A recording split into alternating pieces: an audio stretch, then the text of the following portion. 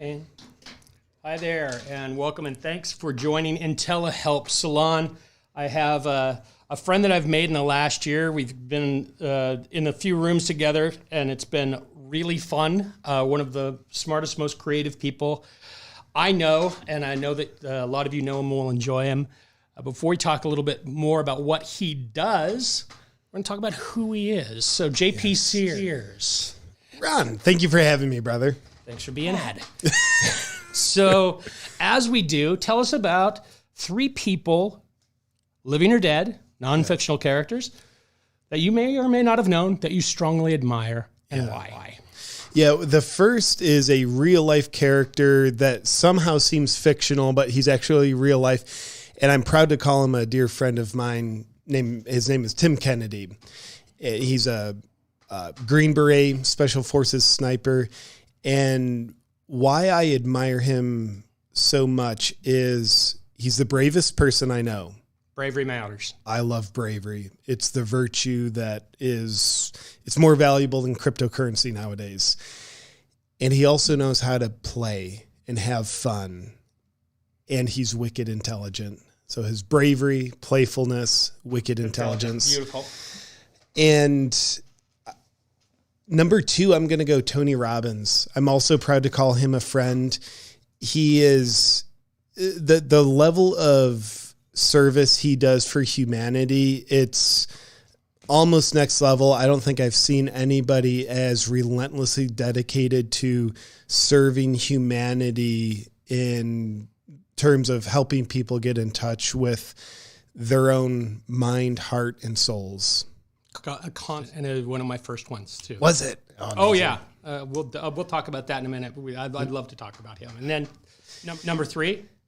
Number 3, man, I'm going to have to go Jesus. I'm not a religious scholar. I don't know much about the man, to be honest with you. I don't know if anybody really does other than what is 85th hand information from other people. But he was willing to be crucified for what he believed in and on behalf of other people. And to me, that's wonderful courage. And I think courage over cowardice is a great virtue. I think a lot of times I'm seeing a lot of people choosing present day cowardice and compliance in the name of safety. Yet I think Jesus represented something way different, something all of us need more of in our lives. And he belonged to the right party that turned water into wine. Yeah. Which is my party as well. That's very profitable, I'd imagine. Jack Canfield was on earlier this week, and he picked Jesus as one of his people. Jesus is one of the people that I pick.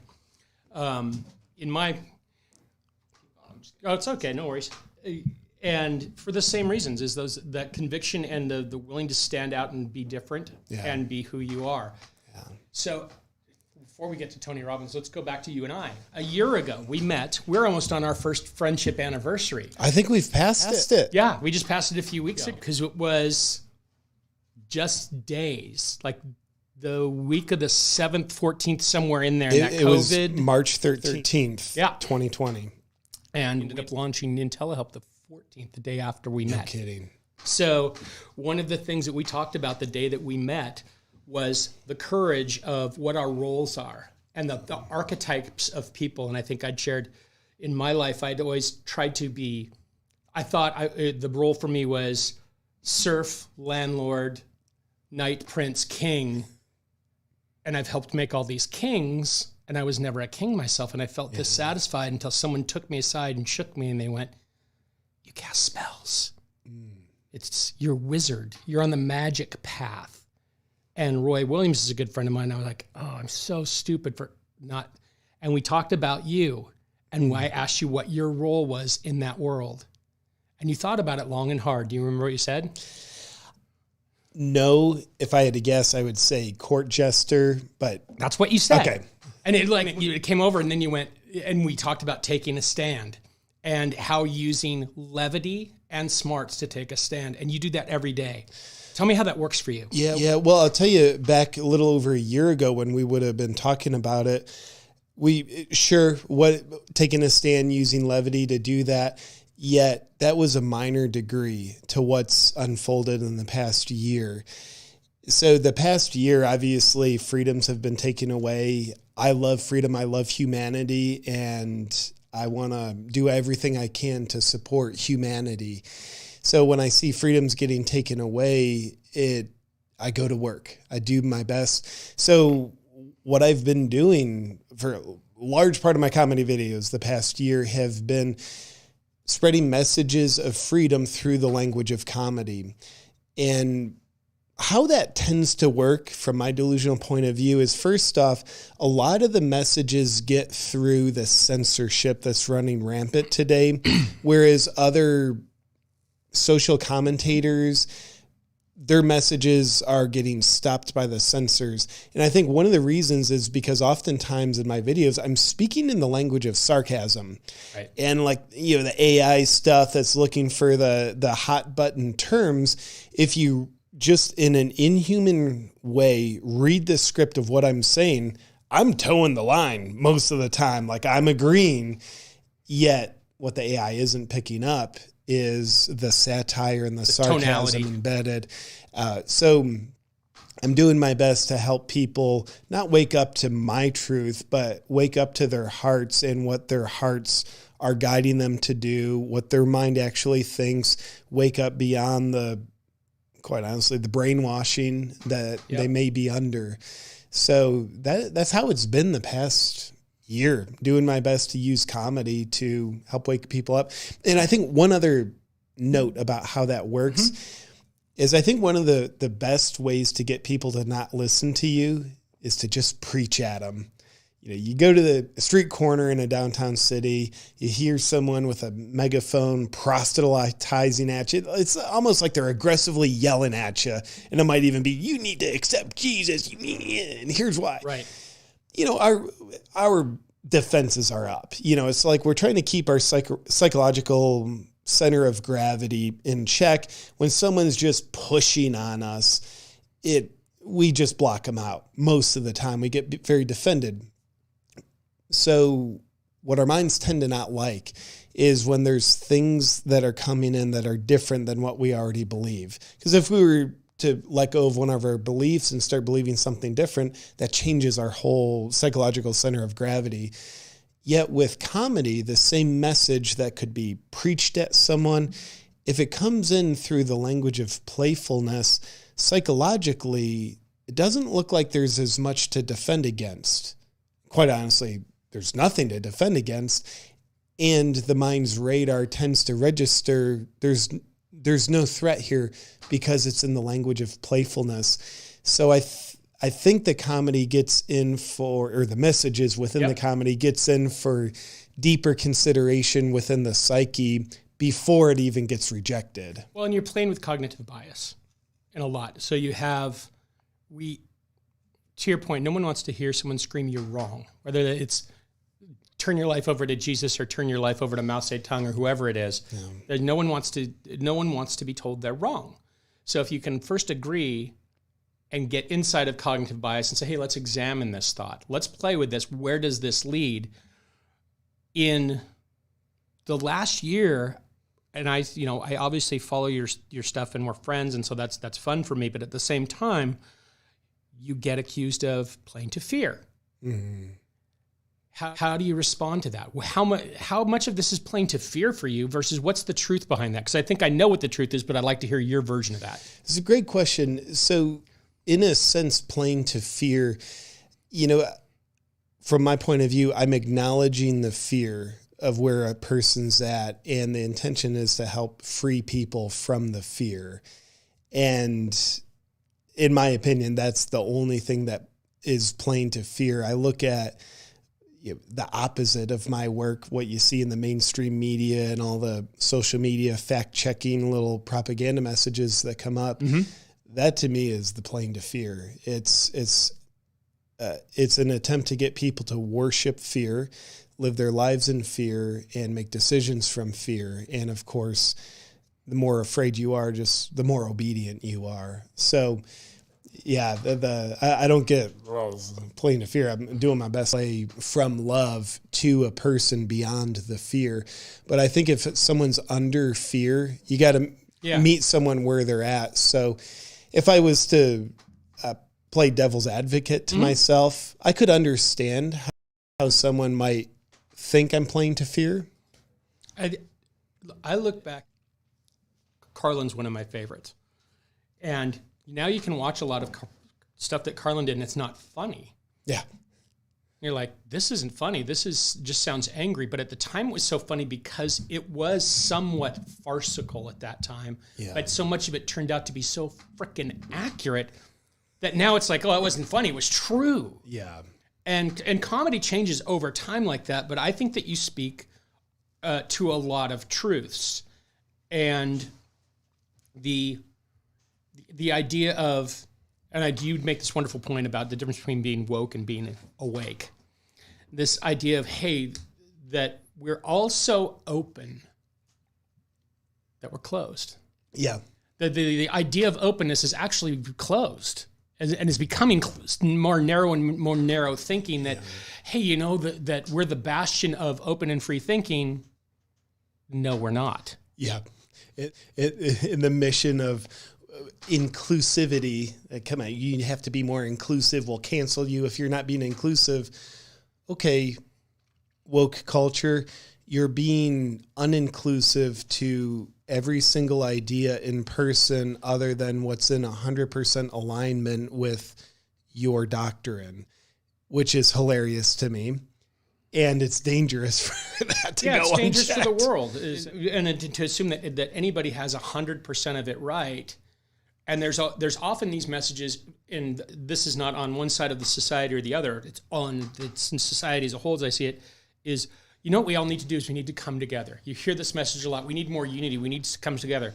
Well, who needs to come together? Well, us accept them and accept that. And there's suddenly massive math that goes into the division. Yeah. That everybody can be part of a group or a subgroup or a sub-subgroup. And it feels much more like the system, as it were, is much more of a divide and conquer, or divide and make you so scared you're home alone with no friends or no connections system. Yeah, yeah. Is that... I think you and I drink from the same cup of perception there, whether we're both dead wrong but delusional enough to think we're right or we're right. And I think that divide and conquer, the more you can get people to feel isolated, because I think in truth, we're all very connected. I think that's our true nature. Yet if you can get people to buy into the beliefs of separation, I mean, we're living in a very eerie attempt to segregate society based on race and beliefs, political parties, just so much segregation happening. And if you look at the human being, any of us sit here, we're freaking powerful. But if you start dividing the human being into like parts, okay, just an arm. Well, the arm ain't nearly as powerful as the whole. It's lost connection. And then you divide it even further, just one muscle, the biceps. Then you get down to the cell. If you divide all the way down, just the cell, that is very weak, easily manipulated. It's disconnected from its true nature, its power. But when wholeness is there, it's realized the whole body, good Lord, that's unstoppable. And I think right now, whoever tries to control other people, sure, they are looking to do that with humanity, where they know, the few can only control the many when the many behave as though they're completely disconnected and isolated. So you have the human body isolated down to human cells, which is the individual, and it loses its power. And I think the human body, its power can never be lost. It can only be forgotten, and you can be made unaware of it. Let me ask you about technology. How much of this do you think could have happened without technology? Because right now, in my hand, I hold a television studio. Yeah. Like, I can turn this thing on, and I can broadcast around the world with Facebook with multiple people with a little robot in my hand, and I can also check the stocks and do that. Like, we've divided everybody, given everybody the power to be a broadcaster, and then insisted that they define their personalities through brands. So I'm the Lululemon Prius driving, and then I start to align with the political brands. Yeah. Like, could this have been done at any other time in history? The divide. The divide and the control. It's a great question. I'm a redheaded idiot on my good days. My opinion is but probably never before in history has it been able to be done in such a subtle, underhanded way, where before maybe you needed chains to enslave people. And it's really hard to you got chains on me. I think you're controlling me. Right. But now if you can get people to think, hey, my power, my sense of self, and my connection to my community is found within this, my Instagram following, if you get them to believe that, you're controlling them, which means they're forgetting, hey, my power, my connection to my community, the strong body of humanity I'm a part of, that's found through this 3-dimensional life. So I think the phone, I doubt it was its original intention. Sure. Yet I do believe the phone is a very effective way for people to get to forget their real power, their real true nature, and their community. So, man, I think it's being done super subtly. I think that's maybe what's unique to this time. And I'm curious your point of view on that. It is. I think that the phone makes it a lot easier. Technology makes it a lot easier. It also makes some things tougher, in my opinion, like being wrong. Yeah. Because if you make a mistake, you used to be able to say, I'm sorry, or you used to be able to change opinions, or even if you were a political leader, you could make a speech about this one year and go, hey, you know what? We have to make a pivot here. I was wrong. And the body would move with you and say, we have empathy for you as a leader and we'll change.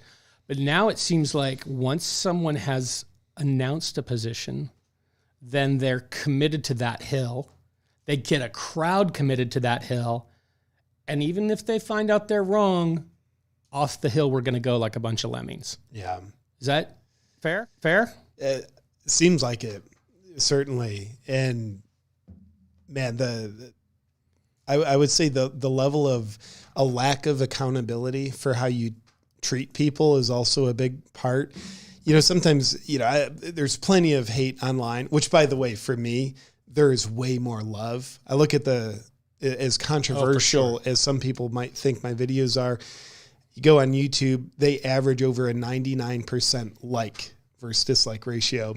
By the way, look at the White House's YouTube channel. It's hilarious. Right. You get down to 89 likes and they're deleting the hate stuff and it's... Yeah. They have so many more dislikes than likes. YouTube's they've published, they're thinking about removing the like versus dislike feature. Kind of funny. But so when you look at that, sometimes people ask, hey, JP, do you ever do people ever approach you on the streets and get angry? It's no, absolutely not. Because there's accountability if they were to do that. They can say something nasty online through this device and there's no accountability. And quite honestly, I probably won't have read it. Right. But in real life, there's consequences. And, for starters, if someone says something hateful, they might see a look of pain on my face. And then they have to deal with their own emotions. The bully has to deal with their emotions that come up when they hurt someone. And, if things escalate, there could potentially be physical consequences as well.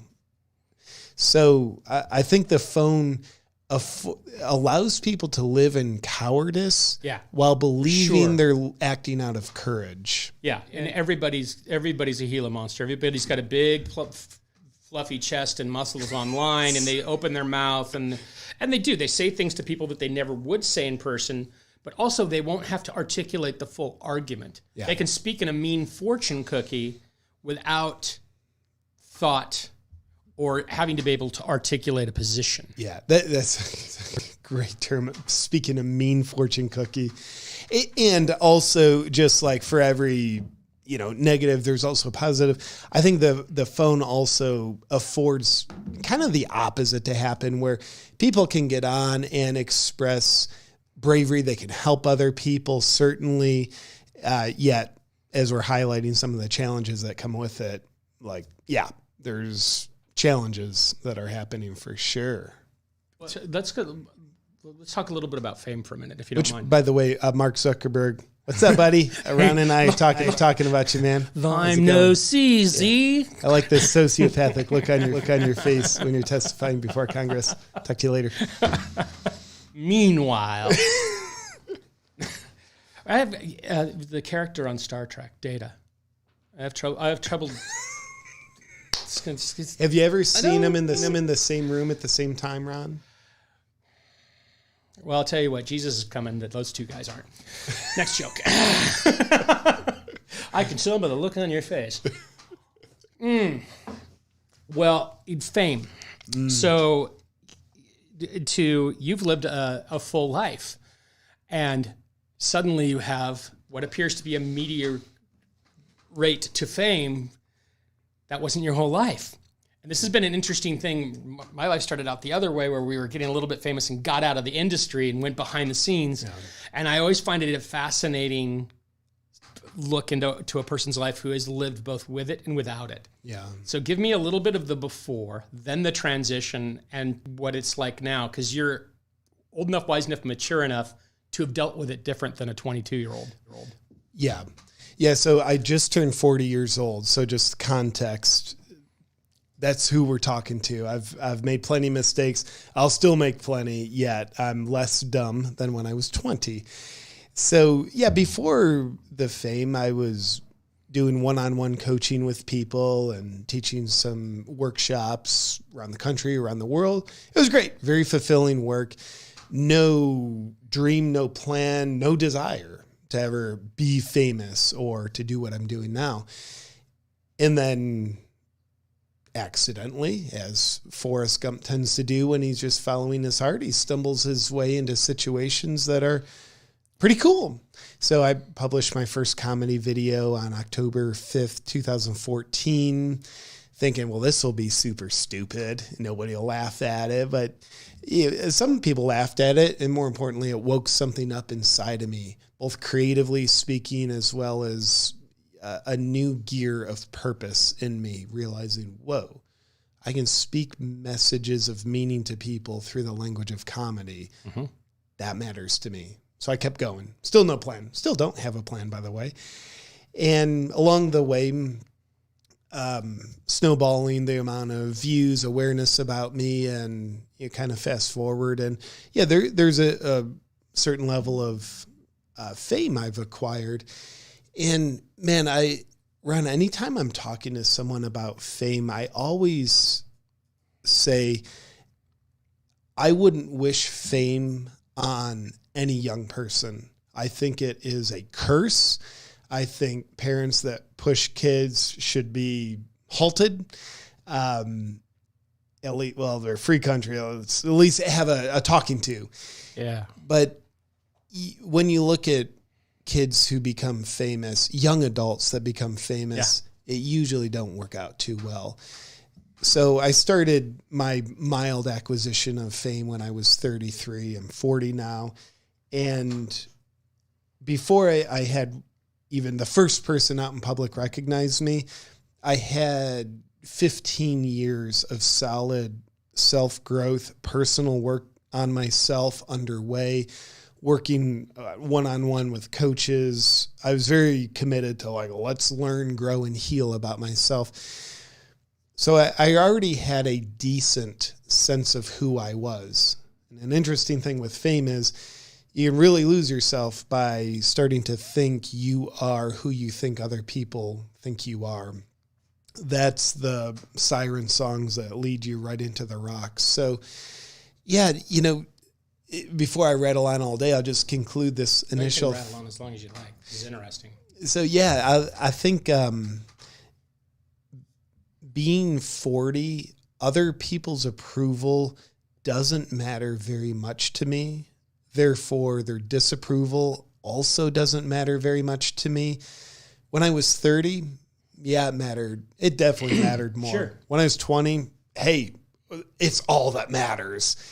So like, cool. What made you laugh? What made you like me? Cool. I'll do more of that. Yeah, you're gonna be a weapon when you're 50, because then you're really not gonna give a crap, and then you're gonna be dangerous. Because you're in stages. I believe that. Yeah, it's gonna get worse. Worse in a better way. Yeah. So Much more freeing way.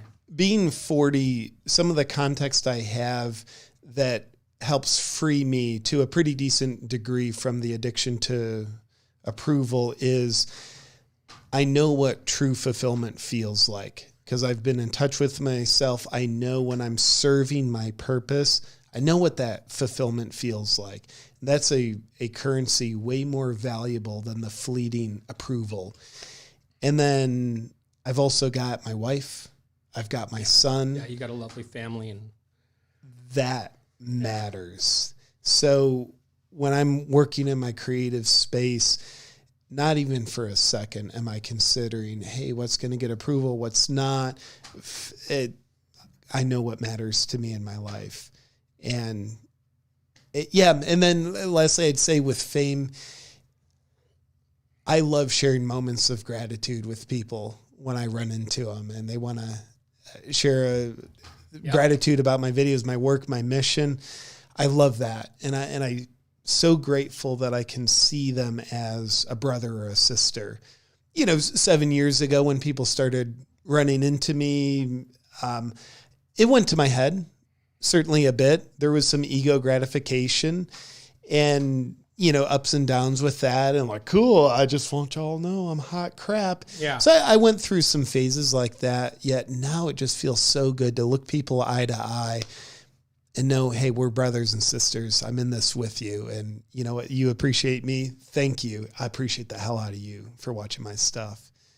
So yeah, fame's an interesting thing. I mean, Spider-Man's uncle once said, with great power comes great responsibility. And if you don't have a sense of self to handle that responsibility, then that power might not work for you. It might work against you. Was that Jackie Coogan who played that movie? I don't remember. I think it might be. Who was a famous child actor from like... Oh, is that right? Zillion, yeah, all the like Disney movies and Our Gang and stuff. I think it was. But it's and I think came from the Coogan family. He's all been famous actors. It's my first. So I got my first job in Hollywood from Robert Altman, and hung around some movie stars. And then my second job was with Shirley MacLaine. Then my third, but these people were old. Like, yeah. No offense, Shirley, if you're watching, but this was 30 years ago, and she was playing a grandmother. Yeah. And I've seen her in the last 2 years, and she's an elderly person, and she's still sharp as a tack. But they weren't going to be peers. Robert Altman was 80 years old, not going to be a peer. But then I got a job with River Phoenix, who was a couple of years younger than me, and we became friends.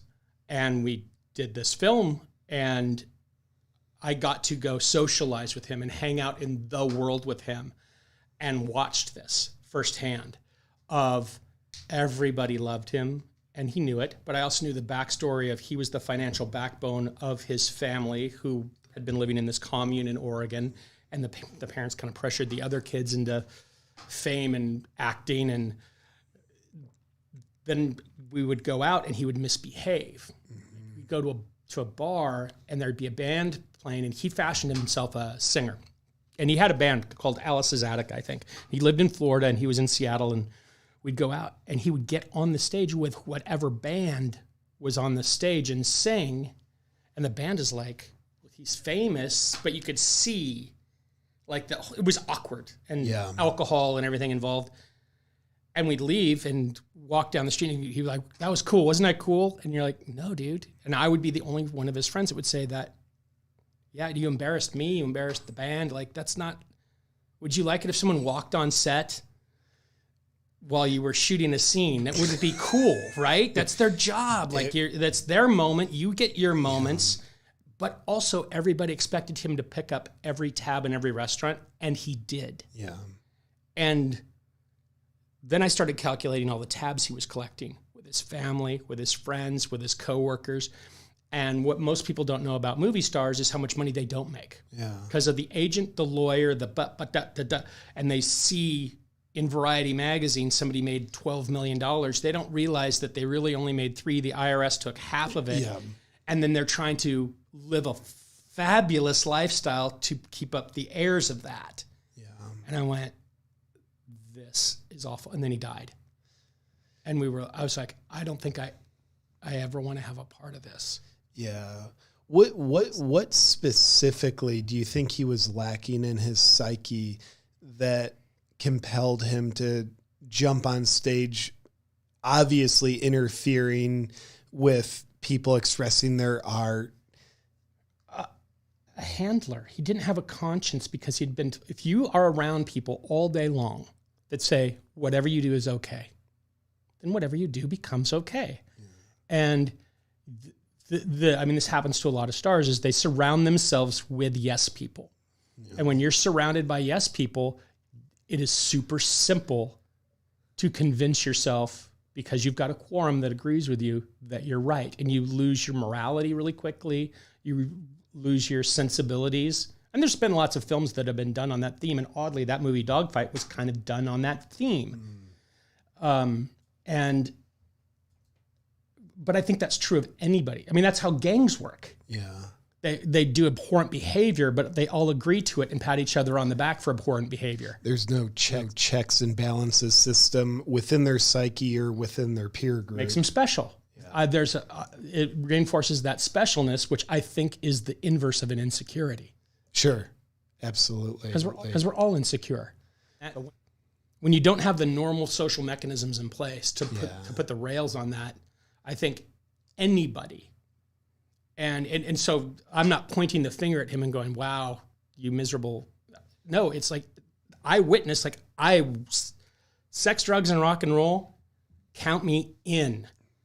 And about that time I'd met my wife, and I was like, count me out. Yeah. Because I couldn't have both of those lives. Yeah. And I knew that one was going to end up laying on the ground next to the Viper Room net, just like he did, if I did that. Because I just didn't have the strength. Yeah. Yeah. When you mention like the rails that you don't have, it's like when we need to be checked, and we all do, God help us. I've never met someone who's right all the time, who's so special. They can never happen. So when someone doesn't have the rails to reflect back to them, hey, here's an insecurity. I can't just misdirect it externally, but these people, they're not yes men, they're rails, they're getting back into me. Then that person has the opportunity to deal with that insecurity internally, because it's reflected back to them through, hey man, that wasn't cool. Or like, hey, is this a good idea? No. That's really bad. Or you know what? That hurt my feelings. Or you know what? You ruined my show when you jumped on stage in front of me. Like, what are you doing, man? That would give a person an opportunity to grow and reconcile those insecurities and maybe even become stronger because of them, wouldn't it? You don't learn anything from a cold stove. We all learn from mistakes, right? And so translating that into our geopolitical world right now, here we have a whole bevy of people that are in places of power, whether they got there through business or whether they got there through technocracy or whether they got there through the political system and have been there 40 years funded by the factory, the corporate system. It's essentially similar, I think, in many ways, that we have a whole bunch of folks at the top who are disconnected yet appealing to people in the gang that are saying, you're the cool kids, keep going. And the cool kids have no idea that they're not the cool kids. They're really, in a lot of ways, vain, destructive, selfish, and the idea that, and it's kind of ironic that America's the place that anybody can make it to the top. But hell, the people that do sometimes. Yeah, I agree, and I think one of the challenges of the political positions of power is they attract people who want power. But of course, someone who wants power, that wantingness doesn't mean I want to serve people. No, what's driving them is I want power. So ironically, I believe the best people for those positions of power are basically the people that don't want them, people who want to serve. And, you know, I've heard Tony Robbins say on occasion, when he was younger, he was considering like, hey, maybe I run for office when I'm older. And I've then heard him say like, hey, I've realized I can be way more effective not being in office, because his drive isn't for power. His drive is to serve people. So, man, I don't know, like, what do we do? Is the system just broken, or is it just a matter of, can we get people in there? Like, I'm a fan of Tulsi Gabbard and Dan Crenshaw. Mm-hmm. I think they're both service-oriented mm-hmm. people. And it's also kind of like, but damn it, you know, like the DNC wipes Tulsi off the face of doesn't even give her a shot getting the presidential nomination. Google stops running her ads. It's like, what, like, we're trying to get someone into a position of power who wants to serve, and the system doesn't seem to let that happen. So I don't know if you've got your crystal ball handy, Ron, but what the living do we do? I think that's the challenge is technology is the culmination of collective human experience that endeavors to ensure there is no more collective human experience. And we're allowing it to tie us up individually. I think that the film Network, like that speech that he gives in that film is true. It's like we have to put down our phones, and we have to personally connect with people. And now we're in a situation where for the last year, people haven't wanted to either and have been told not to, and all these things. I think the number one thing that we have to do as human beings is learn to connect to each other one-on-one and with people who have, like I say, we've never learned anything from a cold stove. You have to learn to live with people who think differently and accept that they think differently and accept that they believe and live differently, and they still have a right to think and believe and live differently. Yeah. And realize that in that means you do too. Yeah. Your freedom is found through their freedom. Even if you don't like what they're doing or what they're eating or what they're saying, or like, that's okay. Yeah. That's got to be okay. I think you're right. You're right. It's got to become more okay. And to me, that's an acceptance-based way of relating, not agreement. Agreement-based relating is like, okay, you can exist as long as we agree. We agree? Okay, you can disagree? Cool, cancel you. And like burn your city down and that kind of thing. Yeah.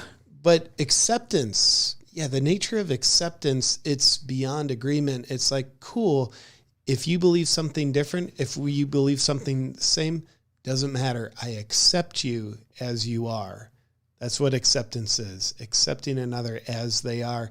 And I'm willing to have a conversation, and I'm willing to be wrong. Yes. Because you've got to have a willingness to be wrong. That's what we've eliminated, is so much pride. Like, I laugh. I think God's got a great sense of humor, because here we have the story about Adam and Eve and on the knowledge that she gained from the tree, from taking this bite out of the apple, and the arrogance that man got from this process. Now, okay, I understand whether you believe in that story or not. The symbology of the story I find to be incredibly ironic, that now if I say something to you and you disagree with it, you don't have to actually know the answer to disagree. You can just get pissed off, and we can argue, and then you'll pick up your apple with a bite out of it because you have access to the tree of knowledge here, and you'll come up with the answer, but you act as though the knowledge was yours in the first place when you didn't have it. Yes, and even if I don't come up with a half-assed answer that's not my own, I can have an accusation instead of an answer. Oh, okay, Ron, that's what you think? Well, that's because you're racist, you're homophobic, you're transphobic, just all these emotional accusations of hysteria that are... And because you don't like apple pie this way, frame your whole identity and personality around that one sole topic. Here's what that means about you. This is who you are. And you hippopotamus hater. And what's interesting, people who are in those die-hard agreement-based ways of relating, not acceptance, and you watch how they treat other people, good God, that's how they treat themselves. So if you're looking at someone who emotionally violently, or like Portland style violence in a peaceful kind of way, rejects other people for being different, like the amount of just unwillingness they have on the inside to disagree with themselves, which is called learning. Like, cool, I disagree with what I used to believe so I can grow into this better, more accurate belief. They won't let themselves do that because they're hostile towards disagreement. I love disagreeing with myself. God, and by the way, God help you and I if a year from now we don't look back and disagree with half the stuff we say today. We'll be doing something wrong if we agree with everything we said today. You have to have the continuing examination and dialogue of where you are, because one, you're changing, and two, the situation's changing. Yeah. How... You're racist. The silence? Silence really wrong? I know. Okay. I know. It's my celebration of death. There's some dead air for you. Here's some more. There you go, dead air. No, I'm thinking about joy and happiness, because I think of happiness as being a momentary thing, and the chemicals associated with that, with humor, oxytocin, and dopamine, and all these things. And then joy, the state of living in joy. Because I feel like we constantly tell people, hey, you need to be happy. And I think it's an unrealistic expectation. Like, you can't be happy all the time. That's not what happiness is, because happiness is a state that is relational to unhappiness or neutral. But you can live joyfully and have moments of sadness and happiness. Sure. And I feel like we've got to a point where that bar has slipped, where we're living in cynicism, fear, and anger, and we're not living in joy at all, ever. And we're having moments of happiness, which is when people give us 4,000 likes on Instagram. And then the rest of the life is like, it's out of balance for most people. Yeah. How do you see that? How do you address that in your own life? Yeah, I think that's a cool observation. And I think we've been tricked. And let's be self-responsible and say we've tricked ourselves into believing happiness is things that it's not. I think we've started to believe happiness is the dopamine hit we get when the 4,000th like comes in. Happiness is the gratification we get when we can self-righteously prove, here's my point, and people agree with us. Right. Or we can self-righteously silence someone else. No. That's a very painful state you're in that you're calling happiness. They're like, okay, we'll like check Facebook for the 400th time today. No, that's not happiness. You're actually degrading yourself. That's the opposite of happiness. So somewhere along the way, I think we tricked ourselves into calling different sects of misery happiness. And I think redefining what happiness is, what joy is, back to the originally intended forms is something that could serve all of us, because, we're never going to get happiness if we keep having our happy compasses oriented down the toilet. But if we recalibrate the compass to what happiness is, to what joy is, then I think we get a shot in hell of finding it, in my opinion. No, I agree. I think it's when you look for the joke, because sometimes the jokes write themselves in this world. Good God, I wish they'd stop writing themselves. It's too easy. But a lot of them just write themselves. In the satire, you could read something as it was written in a different voice, and it's comedy. To your point on AI and the bots earlier, but how do you go through, or do you have a process? Like for me in comedy, it's divergence. Like the davinci lens I look for is opposites. Yeah. What's the lens that you kind of, when you go to joke write or make light of something, do you lens? How do you lens that? When do you know it's like, oh, that's funny? Yeah. Well, first off, what comes even before that is the creative inspiration. Because I think anything can be funny. It's just a matter of creating the funny out of the thing.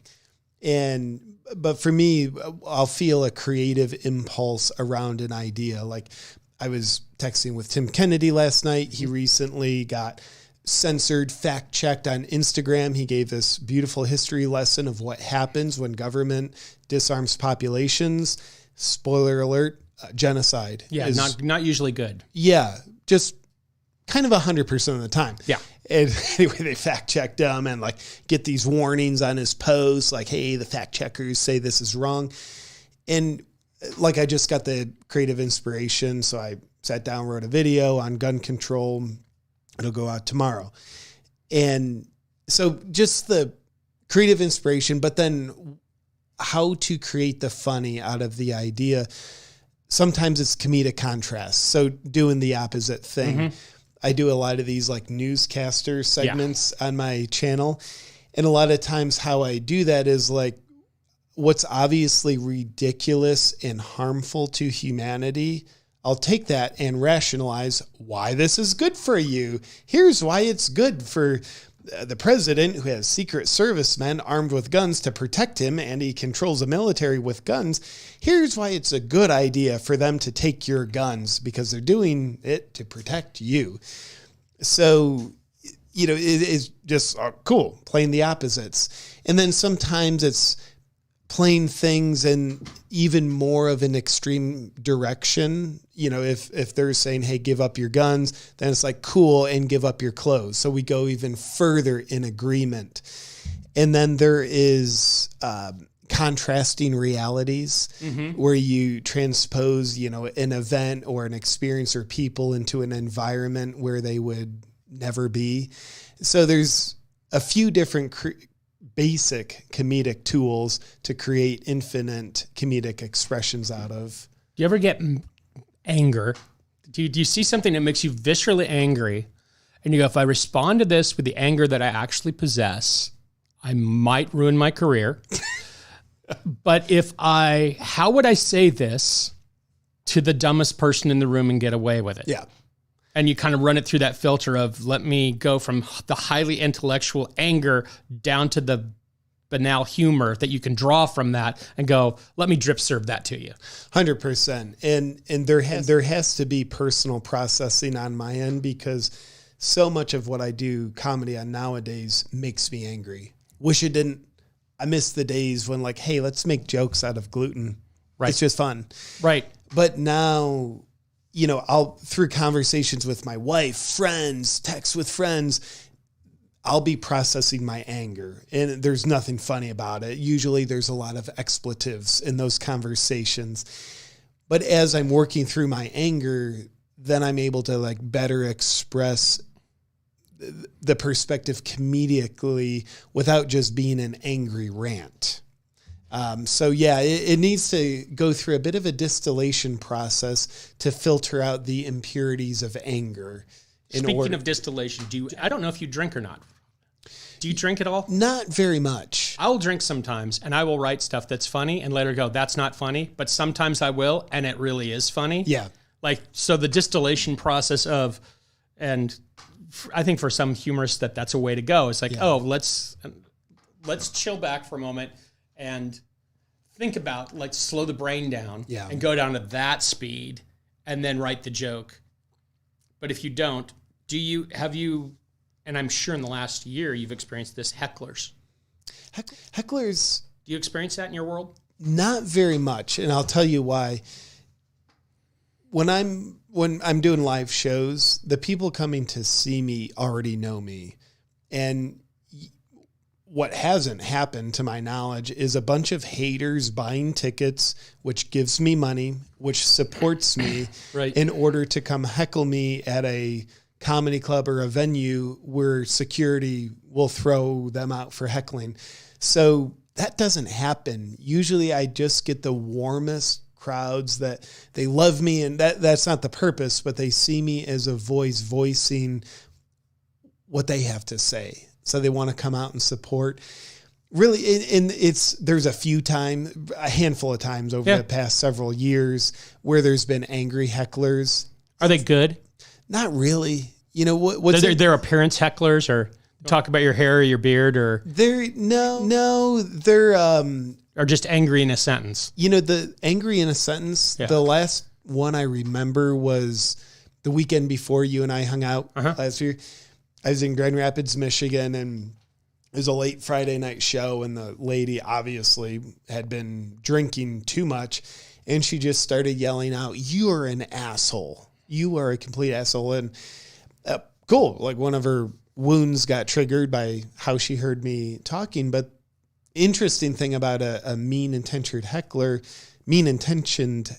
is they're heckling a comedian who is a professional at wit, wisdom, and comedy.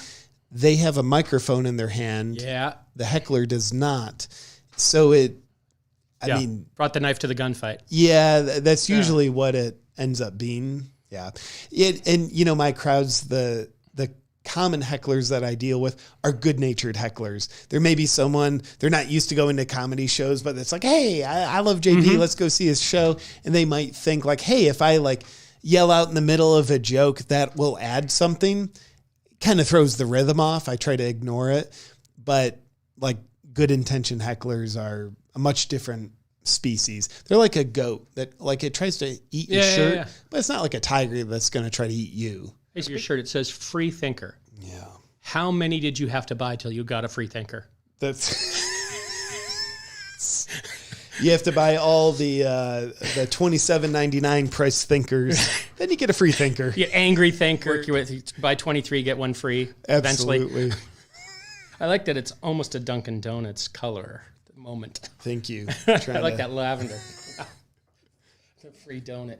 So you're going to be in Salt Lake Friday? So yeah, Kanab, Utah, which is a mysterious distance from Salt Lake City. Apparently, I know I've driven through it because I remember seeing the sign because I drive there every once in a while because I'm kind of weird that way. Yeah, but long drive. Kanab is just outside of Zion National Park. Yeah. I've never been to the area. I'm looking forward, and yeah, it should be great. But yeah, I've got 4 shows. I think they're all sold out. Ish. There might be a few tickets left for one, but they'll all sell out. And yeah, I'm excited to be in a new place with. Oh, I'll get in. I'll just lie. I'll just come to and I'll believe me. I know a guy that can get you in. Yeah. I have my fake CNN badge there. I got all kinds of hardware and accoutrement to get me in. Fake badge for fake news. Smart. I got the curve. You'd be amazed what a press pass will do for you. Like, it's like, oh, you're going to the women's room? Press pass. Press pass. Yeah. Do you know parking is for press pass? Oh, come right up here next to the stadium, right up front. We've seen that happen. Lawn. Thank you. We've gone to the F1 and you just flash it and they're like, oh, you can park right up front. I'm like, I didn't pay $25 for parking, but I'll take this premier spot. That's amazing. Yeah, well, I want a press pass when I grow up. I want a press pass and a fake vaccine card. Yeah, well, yeah. I'm sure that someone on the internet will perfect vaccine card pretty rapidly. I'd imagine it's in process. I'm actually going to just get like a 32-bit chip and actually press it into my body, so I physically have a chip that you can see, just so like they can. They're like, they can. No, these came out this morning. Go ahead and scan it. Oh, you don't have the equipment to scan it. Well, I got it. I'm sorry. It's 5G. That's great. I love that. I want to get I'm going to try to improve. I want to get one of those 3-inch floppy disks implanted under my skin. That'll be my microchip. What's up, guys? The 3-inch floppy? Yeah. Well, if you rub it, it'll turn into a 5-inch hard drive. They write themselves. Anybody have Ron on payroll? Nope. Nobody. Okay. Nobody. I am untethered. I didn't expect you to have a 3-inch floppy. It's great. It's great. So, what's your hope for the situation? Do you think that there's a writing to it in this kind of this immediate spin of the world? Does this car sliding sideways on the ice, going towards the other car sliding on the ice, spinning on the carousel of ice? Yeah. Like, is there a settling to come here? Does this get normative at some point? I have hope and optimism. I do. Mm-hmm. And I also have realism where it's like, and I could see how the cars hit each other. My hope optimism is based on the notion that I think people are way more powerful than they think they are. And I think this year, the world has awakened more than ever before where people have awakened to their bravery, their sovereignty, their willingness to make decisions based on what they think, not thinking that their heads have been programmed with. And man, I think when people are, acting in the virtues of bravery and freedom, humanity's good. We are good. And you could look at 8 billion people, how are you going to wake up 8 billion sheep? Goal isn't to wake up the sheep. The goal is to wake up the lions. That's all you need. So I do have hope. And then, along the way, as much as I'm not a fan of probably any governor who has tried to pretend to take people's rights away, I look at what Governor DeSantis is doing in Florida. He seems to be someone who's really upholding freedom, bans vaccine passports. Our governor here in Texas has done a little bit more of a mild version of banning vaccine passports. But that's something, obviously, pharmaceutical companies have mountains of money and power and influence, yet to have some politicians standing up against them for people, for medical freedom, amongst the other challenges, that also gives me a little sliver of a hope. And then, watching people not sit around waiting for permission from politicians or anybody, that inspires me. Nobody needs permission to be what they already are. Our nature is already free. Bravery will allow people to wake up to their true nature, and obedience means you'll be sitting around waiting for permission for a long ass time.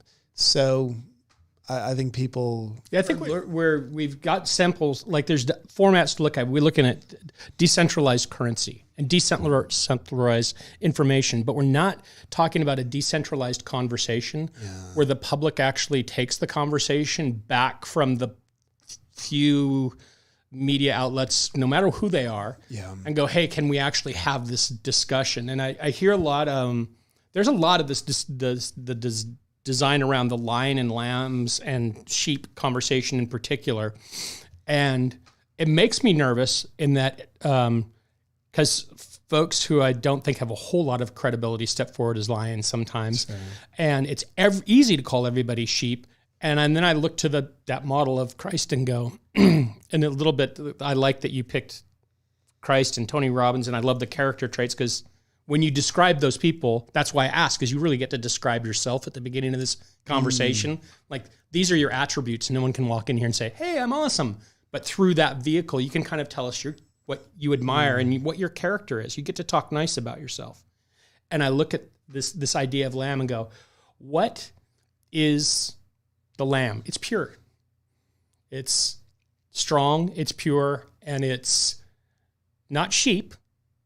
There's a difference in the dialogue, just even in the word and the way that we relate the etymology of the word. And what are we willing to do in the model? What would Jesus do is still one of my favorites, is because sometimes he'd get mad and flip the tables from what I understand. And sometimes he was not this meek character. Yeah. And we tend to think, oh, he was this meek. He was probably not a pushover. Probably not a pushover. He was not going to cower to the opinion of Herod or Caesar or the Pharisees. He was going to stand firmly in the truth and look for it, and with humility and nobility. Can we do that? Can we do that in a way that has humbleness associated with it? And I think people can. They just have to know that that's an option. Yeah. And we're eliminating the idea of that as being an option. We're increasing the need for being right, having our ego fulfilled, getting attention, all of this stuff that feeds the worst parts of us, instead of serving, the simple act of serving another person, like taking a break from your life. In one of our programs we just say, hey, we just want you to go serve somebody, go do something. Try to commit to one day, do some act that you don't put on the internet and get credit for. Be kind to a person. Reach that thing off the shelf for a stranger. Go through a ritualistic act of goodness every single day for a week, what does that do for your self-esteem? It changes people like you wouldn't believe. They're like, I couldn't believe that something so simple made me kind of snap out of realizing how selfish I was behaving in the rest of my life. And that's what that's my hope, is that we can, that people like you and people like me and people like our friends can go, look, yeah, it's a bit of a car accident out here right now at the moment, but at the scene of the accident, it's the people who have cool, calm heads that start handing out the water and the blankets and are decent, that you go, oh. Yeah. Yep. Yeah, man. I think decent, kind humans, that's who we all are. Underneath, you look at the biggest rage mob, there's freaking beautiful people underneath that behavior. And so I think there's great cause for hope. And I'm curious, I know you shared some perspective and, two cars sliding on the ice towards each other. And, you and I are part of some signal threads talking about real stuff and what might we need to prepare for. So I'm curious if you were, I don't know, like an odds maker, like, hey, cars are going to hit and like we're living in the woods or whatever it might be. Or it's kind of like, cool, this is a dark time and we're making it through it in life. We kind of like emerge on the other side with quote unquote normalcy.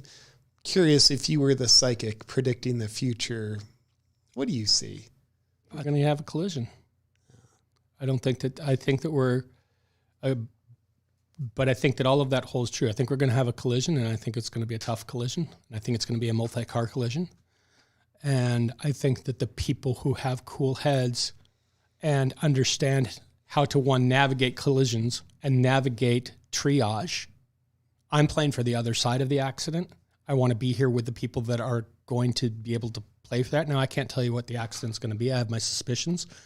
But I think we're at the beginning of this. I don't think we're at the middle of it. And I don't think we're near the end of it. I think we're at the beginning. And that sensible people, it's a good time for people to go, do I want to be sensible? Because this is all opt-in. I get to choose to be sensible. I get to choose to be as objective as I can and say, hey, no matter the outcome, is my fellow man actually my enemy? So the smartest tack is to start to bond and bind with people of like minds that are thinking about helping through the collision. Yeah. And whatever that looks like for you. But I think isolation is not the answer. And disconnect is not the answer. But being smart and caring about people and connecting so that you have a network to connect with. If this internet went down tomorrow, we watched power go out here in Texas a couple of weeks ago, and it was a shit show. Yeah. And it was just 4 days. And some people had power and some people had lost water. And the people who lost power and water, really terrifying. Sure. For 4 days. If that happened in this country for 2 weeks, FEMA and the NSA and everybody says we're 9 meals away from chaos. That's why we built Intellihelp, is so that we might have a food network out there so we weren't in chaos. Yeah. I don't want to be in chaos, but the og just small wheel and cog of life. Man, you look at history and all the great empires have fallen. And I don't know that any of them fell gently, laid down peacefully on the ground and let's just change here. I think collisions tend to be a part of empires falling, and there's no question we've been part of an empire here in the U.S. for quite a while, and there's no question there's cracks all over the freaking place. So it's interesting to think about the bill's coming. We know that. There's some math to this that we know that we've printed an awful lot of money, and there's gonna be a bill that comes payable here at some point, and that's going to cause some problems for sure. Yeah, and that'll have repercussions because it'll create. When you have a huge bill and you can't pay it, you've created opportunity for other people. Yeah, and that's not going to go unnoticed in our world. We're going to have a moment. Yeah.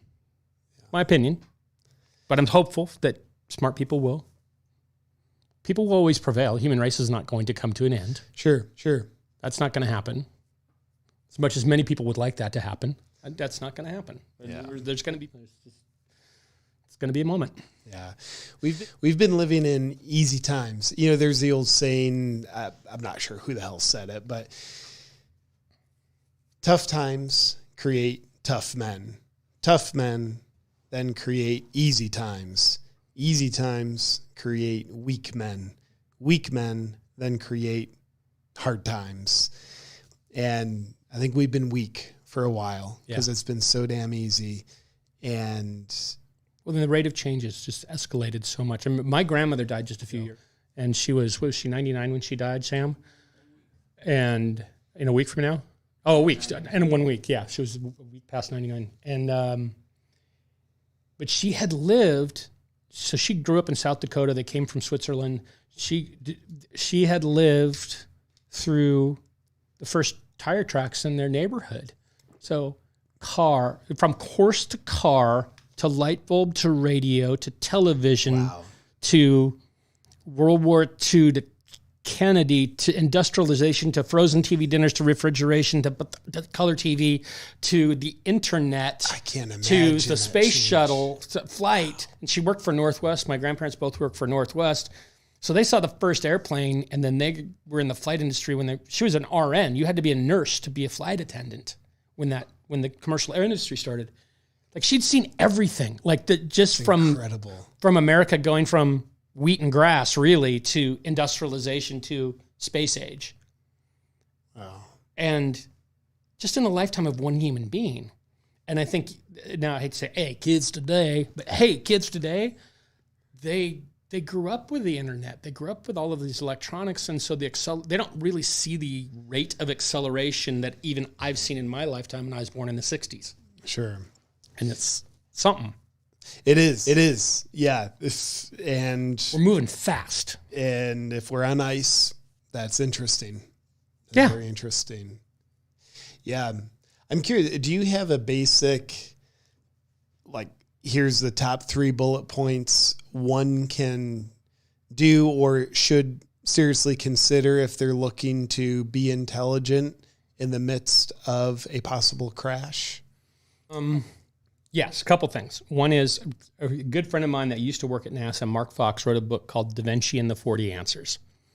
And this is based on this actual research that's come from Da Vinci and from something called Tris theory in Russia that they looked at independently. And that is that there's only 40 possible solutions to any problem. So if you need to get a mile-long vehicle around a mountain, you segment it, turn it into a train. If you need to get a 40-foot pole into a 2-foot box, you segment it in a telescope. So segmentation is one. Turning it around is another. There's 38 more of these ways to look at problems and most people rely on 1 or 2 or 3 problem-solving methodologies. So just learning how to think is one. Then a basic book on survivalism, of learning how to make fire, how to cook. Now, I'm not saying we're going to end up in the bushes making fire, but there were people here I saw in Texas, people I know well, that didn't know how to do squat. Yes. Like, there's basic things that people have no comprehension of, and I did not realize it was just simply because of when they were born, that there's so much of the world has been automized for them, they just don't know how. So there's plenty of books on how machinery works, what a combustion engine is, how to purify water, basic stuff that all human beings should know to be in a civilized society. And then the other is understanding that there's commodities other than money to trade.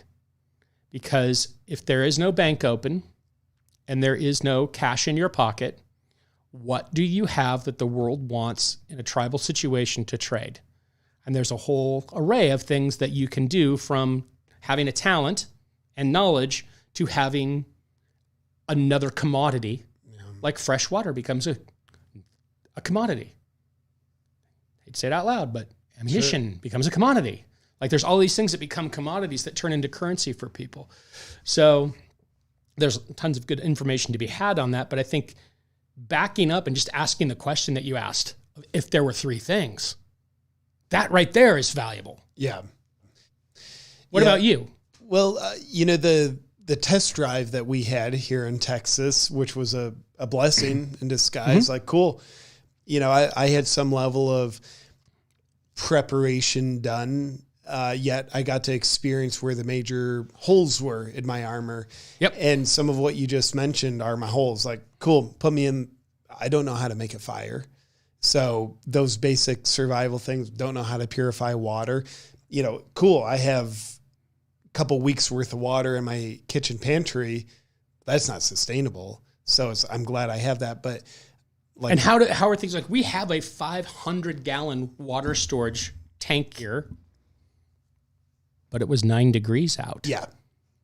It's a huge ice cube. So and then what I didn't realize is, because I'm a nice person, we have good friends, and somebody else was out of power and water, we said, come stay with us. Our house is big enough. Well, these were big guys that eat a lot of calories, and we were going through food at a 4 to 5x rate of what I anticipated. Like, you just start to think these things through. Like, you can't say, hey, things could get rough. I should get some Band-Aids. Yeah. Box of Band-Aids ain't going to do it. Yeah. You got to think this through deeply and go, okay, what if things go really south, and prepare for the worst and hope for the best. And we'll live in hope for the best land until that happens. Absolutely. And I started looking at things in terms of assets and liabilities. Okay, big humans come into my house. Come on in, let's be nice. But aren't able to contribute anything. That's a liability. Mm-hmm. It's cool if it's a situation where you can support them, but that ain't sustainable. Not sustainable. So I started thinking about that and just kind of like, man, I like to help everybody, but there comes a point in time where, if you imagine down the scary scenario, my food, water for my wife and child is what absolutely matters most. So thinking about things like that. And then, I went out and learned how to hunt. Yep. My friend Tim Kennedy took me out, taught me, and still so much to learn, but it's like, cool. What I learned on one hunt was infinite more knowledge than having never gone hunting. Not know what the hell. My engineer here is our hunter. So like we everybody's kind of got a skill. And like, we sold one of our vehicles and bought a vehicle that could seat everybody and the dog, and could be more alternate. Like, we didn't need that luxury car. We just in case. Yeah. Like a living on, that's not in fear, and being prepared isn't fear. Yeah. Being prepared is being prepared. Of course, the old saying, you don't rise to the occasion. You fall to your level of preparedness. Competency. Yeah. Absolutely. Mm-hmm. And then for me, like another important one that I found out, like, cool, got to have this, is getting out of proximity from people, having that plan in place. And so like, I don't own a vast array of land. I've got great friends, a couple, they recently bought 60 acres. So conversations with them about like, can we make our way into your place? Here's what we can contribute. Here's how we can contribute. So we have a lot of those. Because as you mentioned, how some people believe, if the collision really happens and food supplies shut down, electricity's out, people are about 9 meals away from mass chaos. So for me, it's important to have a plan to get out of proximity with a lot of people. Yeah, that's exactly right. Because mass chaos doesn't happen in the middle of nowhere, because no one's going to walk to the middle of nowhere to create chaos. Yeah, that it's the disturbances in big cities. Yeah, and it's not that that's where we're headed, but if we're headed that way, we got to start thinking. Okay, 2 years ago, would you have said there's going to be a version of a flu that's going to create the current scenario that we're in for a year? I would have thought you were nuts. I was nuts. And these poor people have been living with me for 20 years, and I've been saying, one of these days there's going to be a flu. This is going to start with a flu. One of these days there's going to be a flu. No kidding. Yep. And see the man nodding over there. He's like, yeah, not because I'm psychic. It's just because I know that that's how societies work. Like, some days there's going to be a sickness, and I just have me right that it was the flu. And here we are. But it sounds insane. It does. So, and to your point, sitting here in April 2021, what could you tell us today that would sound insane to us today that in a year, 2 years from 5 years from now could be true? Who knows? And I certainly hope that kind of stuff doesn't happen, yet having some level of effort and energy going in for preparing for crashes. If nothing, I hope it's all wrong, and I'm glad I sleep a little bit better at night because of it. Yeah, I have this friend of mine, Susan Crenshaw. Her dad passed away a year ago, and I went over and spent some time with him, interviewing him before he passed away, and it was a really nice time together. And he gave me this plaque. It says, "Man does not plan to fail; he fails to plan." Yeah, and it's like that's pretty much. It was just a very interesting timing that I was handed that a year ago as well. I'm like, yeah, that's a good reminder every day. So we just need to plan. Don't live in fear. Find some joy day to day. Hug your kids. Build some relationships. Connect with some people. This is actually a time to build. Well said. Yeah, man. Those relationships. You know, the farmer 300 years ago, he planned. He planned for winter. Yeah. You know, we're not going to be harvesting all year long. That's why they plan. Yeah. I think planning has been something, it's part of human nature. It's not a bad thing.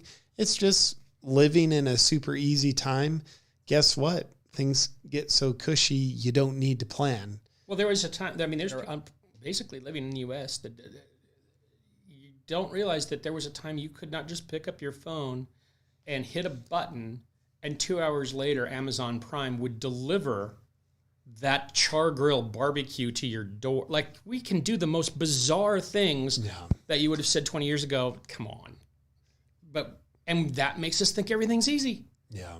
And it's not. It's easy until it's not. Take out the power in Texas, something happens, then it's not. Yeah. Well, I adore you. I thank you for spending the time with me. I don't want to belabor your time, and I know that's valuable. And I'm going to try and figure out how to land I'm going to Utah, and I'm going to try and do this specific thing with you because I want to come see you live again. But thank you. Thank you for spending the time with us. Yeah.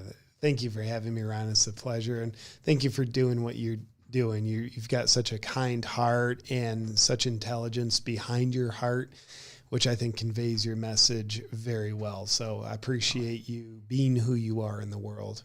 Well, let's go out and have some fun with the ladies and the kids too. I'd love to.